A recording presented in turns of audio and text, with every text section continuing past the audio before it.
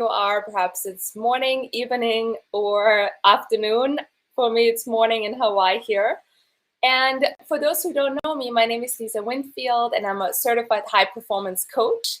And I coach women to really perform at their best, to achieve more, while also having the health and the energy and the presence that they want. So today I want to talk to you about how to achieve more with less stress, because that is often getting in the way, right? When we have bigger goals and we want to achieve more, we often automatically add more hours, and we add more time, we add have less self-care, we neglect ourselves, and that is really a big problem, because over time that is not sustainable. So the question is, how do we do both? How can we really accomplish our dreams and enjoy the ride too, and have the energy and the relationships and the health that we really want? So let's talk about that. And I want to actually share 3 high performance habits with you today that you can use on your own. And if you ever want more support, if you want to go deeper one-on-one and discuss really your specific situation, and have me help you to understand the patterns that are holding you back, you can always sign up for a free strategy session here below the video. I'll put the link, and so we can discuss that one-on-one.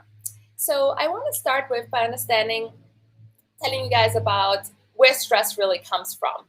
And if you don't know my story, I used to be very burned out. I used to start a lot of startups, have full-time jobs, and I found myself at the end of the day completely drained, had no energy left for my relationships, had no energy left for myself, and I was miserable. I was not happy, and that really led me into going down the route of mindfulness, understanding how to change my own thoughts, and studying high performance in neuroscience and psychology to really understand what are the patterns, how can we break this is not how I wanted to live.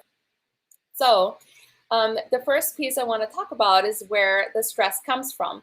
And very often stress, what really stress is, it's actually fear of us not being able to accomplish what we want to accomplish, fear of not being able to handle, right? Like handle the insane amount of work that we have these days, and being afraid of something that we don't really have the confidence that we need to just move forward and do it, and instead we develop stresses that are coming from that feeling of overwhelm. So I want to share with you 3 habits that you can use today to change that pattern of thinking. So we want to interrupt that pattern of thinking. And so the first one is really about how to go right to the source, right? How to change that fear. And it is, so when we are thinking about the things that produce the fear, so it's always the thought first, producing the emotion. And so when we have a thought, let's say, oh, I don't know if I can handle, that thought triggers the emotion of stress. So where we need to make the change is way before even the meditation, which is also very helpful, but it's a different approach, and change our thought. So changing our thought by coming up with an empowering thought instead that we can say to ourselves over and over when we feel stressed. So for example, you can come up with something along, I'm born with a talent for time, and I know I will get it done in the most efficient way possible. So come up with a thought that is sort of the opposite of your fear, that really leaves you confident, and write that down. You can put that like on a Post-it, and read it every time when you feel stressed, with intensity, with emotion, at least 3 times. Like you can do it 5 times and really feel the confidence rising, feeling inside of you, that thought that is actually the opposite of that fear. And only you know what that really means. And so if you want to talk one-on-one, we can go deeper what that fear is for you, and what is the best piece to actually replace that fear with what thought is the best, the most helpful one in that moment that we want to establish for you. So that is habit number 1. Come up with an empowering thought. Say to yourself, over and over with this intense emotion. And over time, you're going to rewire your brain, right? Because all the thoughts we have are habitual. So the thoughts that we produce are creating, they're shaping who we are. So thoughts become things. And it is actually a quite physical thing that our brain is also rewiring physically based on our thoughts. So that is such an interesting thing to me. That's when I got into really studying neuroscience. I did one of my bachelor theses on neuroscience, and I love how the brain actually works and understand that how I can use it for myself. The second habit that I want to introduce to yourself is to simply, it's more strategic, it's more tactical, is how you plan out your week. How do you really plan out your week that avoids overwhelm? And there is a simple tool that I want to share, and it is basically planning out every, let's say, Sunday or Friday if you want, your 5 to 7 top goals for the week. And when you think about those goals, for example, you have a health goal, you have a relationship goal, you have a career goal, so moving a project forward, for example, taking all the to-dos that are in your mind, all the communications, all the meetings, the things that are sort of sparking stress, and organize them under these goals. And once you do that, you can see very clearly what are actually the unimportant things.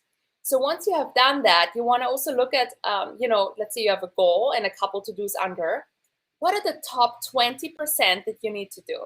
Because we don't need to do all of our to-dos to really reach our goals. So focusing on the top 20%, and those are the ones you want to put in your calendar, ideally on Sunday evening. And so your calendar needs to reflect your top priorities. So if I now would look at your calendar, if I would open up, we would sit down together, and I do that actually often with my clients. We look at the calendar and we see, is your calendar reflecting your top priorities? Is your calendar reflecting your top goals in your life? And if not, if there's just a bunch of random meetings that you agreed to, or you feel like you should go, or some recurring meetings, or some to-dos, then scratch that. Try to get out of these things, because everything we say yes to is what we say no to something else. And understanding that really gave me at least the freedom to say no to things that were kind of interesting and important, but other things were more important. So I had to really get rid of the things that are not, essential. So that is habit number 2. Plan out your goals every Sunday and really make that a priority to stop overwhelm and focus on the top 20%. Number 3 is super simple, and I know you might have a planner, you might have a way to organize your day, but planning every evening for the day to come, your top 3 goals, right? Very simple like that. And you can do this on a Post-it or in a planner. I love Post-its because it's so small. So the secret, the piece that I love about this entire habit is that there's no space for 7 goals, right? It's space for 3 goals. And under it, I usually list my top communications, like Sandy that I'm waiting to email back to me, or Tom that I have to reach out to. So I put that under and say I have to do the communications today as well. But this is so important because we don't want to focus on 7 things or 5 things. Have your top 3 priorities straight for the day. And so you can always think, do I have time for this meeting, or do I need to finish my priorities? And have it there right on your laptop. Like, I don't even want to open my computer. I want to, have that moment where I can scratch it off with my pen, feel accomplished. And it really helps us to stay focused, so you don't arrive at 6 or 7 p.m. and think, oh my God, I didn't get the most important thing done. How did that happen today? So we always want to get to that.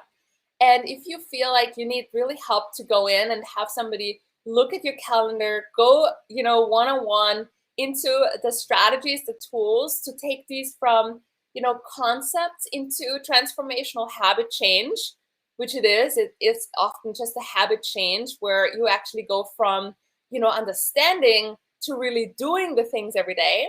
Then you can book a free strategy session with me. It's right below in the video. I'll put the link or you can look in my bio as well in my link tree and just book that session with me. And I am really excited for you to have those habits to explore and to implement them as much as you can, and happy to take you further as well. So I'll see you guys again next Tuesday, every Tuesday at 1 p.m. East. And I wish you all a beautiful week, a successful and productive day, and I'll see you next time. So have a beautiful